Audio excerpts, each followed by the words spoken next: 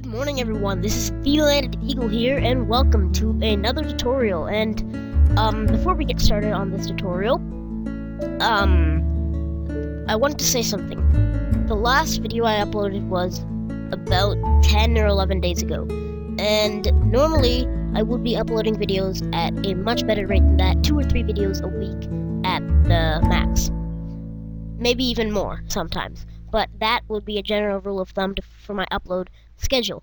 But due to Christmas and the holidays and everything, I have been pretty busy, so that's why there has not been a video for about 11 days. But do not worry. I will have much more videos and tutorials like this one and the coin in Blender tutorial, which you can see right here. Click the annotation link, and this paint.net tutorial. And so, anyway, let's get started. And in the top of here, you might see I've got 3 different images open. And the effect that we're going to be doing, it's a photo manipulation tutorial. So what we're going to be doing is HDR. And HDR is basically a super saturated image that really pops. It really pops and brings out that detail in the image. So, this, as you can see, this is the finished image, and this is the original image. So you can see, if we flip back through them, there's quite a bit of a difference. You can see this one looks much more contrasty and everything. So anyway, we're going to go on to this image and start working.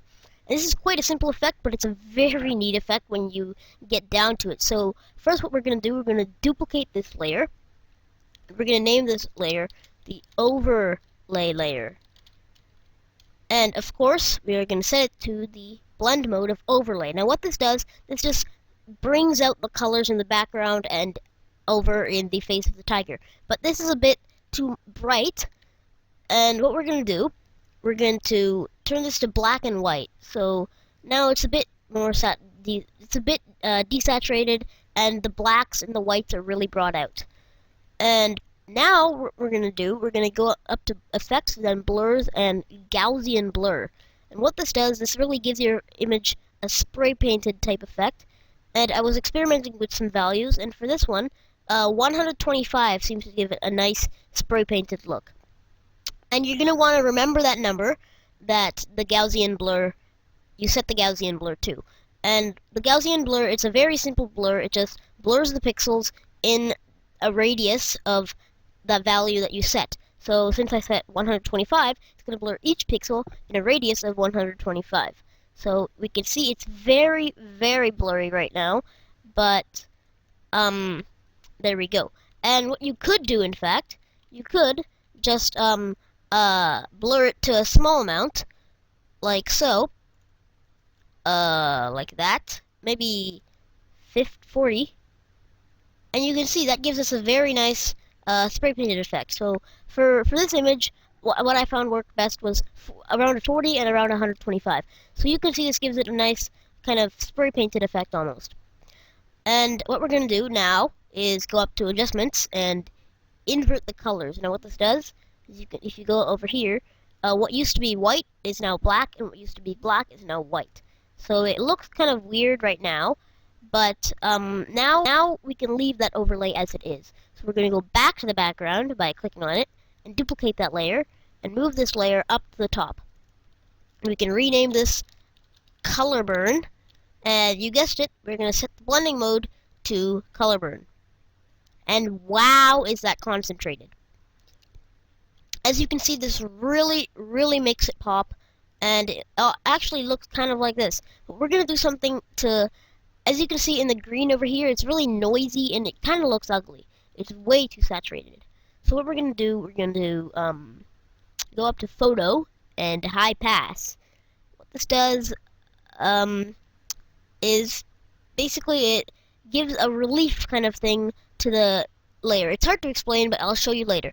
And you're going to want to set this blur, you're going to want to leave the blur mode at Gaussian blur, and you really want to set this radius to about half of what you set the Gaussian blur to. I set my Gaussian blur to 40, so I'm going to put it to around 20. See how that looks? And that looks good. And if we only see like I said, it gives it really a relief kind of thing, and it makes it more bump mapped.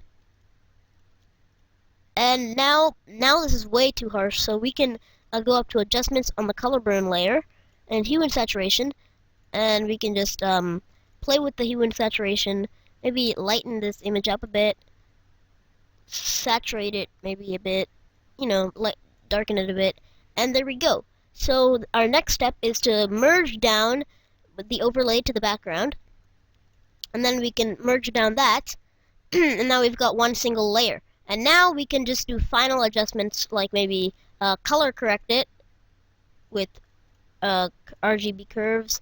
Just color correct it with like that. Maybe we could bring up a bit of the red and the highlights. Bring down some of the red and the shadows. Bring it up in the mid-tones. And then we could go over the green. Then raise it in the mid-tones, maybe, lower it like that. And just play around with it. And then with blue, you could just add a bit of blue in the midtones and really pump that blue up in the highlights. And maybe bring it down in the shadows too. Maybe actually boost it. And that looks about good. Now we can do final adjustments with hue and saturation again.